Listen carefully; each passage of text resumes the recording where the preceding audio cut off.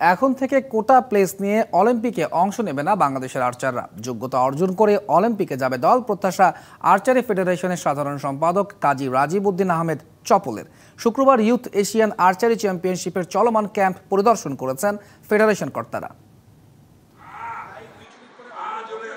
Youth Asian archery চ্যাম্পিয়নশিপের চলমান ক্যাম্পের খোঁজ খবর নিতে টঙ্গীর আর্চারি ট্রেনিং সেন্টারে ফেডারেশন কর্তারা আর্চারদের উৎসাহ দিতে বললেন, এখন থেকে কোটা প্লেস নিয়ে অলিম্পিকে অংশ নেবে না বাংলাদেশ, খেলবে যোগ্যতা অর্জন করেই। আর্চার সাগর ইসলাম সম্প্রতি শেষ হওয়া প্যারিস অলিম্পিকে পদক না পেলেও হননি হতাশ। আসন্ন ইউথ এশিয়ান আর্চারি চ্যাম্পিয়নশিপের আসরে লড়তে সতীর্থদের সাথে নিচ্ছেন প্রস্তুতি। সাফল্যের স্বপ্ন বোনা শেষ, এবার প্রতিযোগিতার পালা 12 যুবার। আমরা মেডেলের আশা করি এবং আমাদের আলহামদুলিল্লাহ আমাদের স্ট্রং টিম আছে, সব কিছু আছে, আমাদের অ্যাবিলিটি আছে। যদি আমরা আমাদের বেস্ট খেলাটা দিতে পারি, ইনশাআল্লাহ আমরা পদক জিতে আসবো। আমরা যদি এই অনুশীলনটাই আমাদের গেমে পারফরমেন্স দিতে পারি, তাহলে ইনশাআল্লাহ আমরা ভালো কিছু করবো। আমরা এই আশা নিয়েই গেমে যাচ্ছি।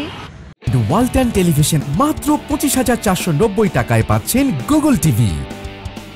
27 সেপ্টেম্বর থেকে চাইনিজ তাইপেতে শুরু হতে যাওয়া এশিয়ান যুবা তীরন্দাজদের সবচেয়ে বড় আসরে থাকছে কোরিয়া, ভারতের মতো বিশ্ব সেরা দলগুলো।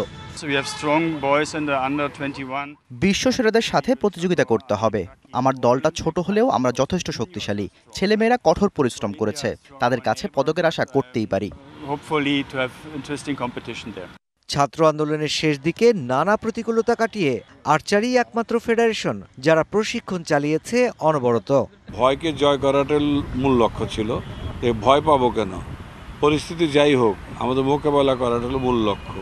আমরা মোকাবেলা করতে পেরেছি, তারা প্রশিক্ষণে আছে। যে সেমিফাইনালে উঠে সে কোনো একটা পদকের হাতছানি দেয়। এশিয়ার 35টিরও বেশি দেশ অংশ নেবে এবারের প্রতিযোগিতায়। সেখানে স্বর্ণপদক জয় করলেই 3 লাখ, সিলভার 2 আর ব্রোঞ্জ জয়ীদের 1 লাখ টাকা করে অর্থ পুরস্কার দেবার ঘোষণা ফেডারেশনের। Mushfiqur Rahman, DBC news, Dhaka.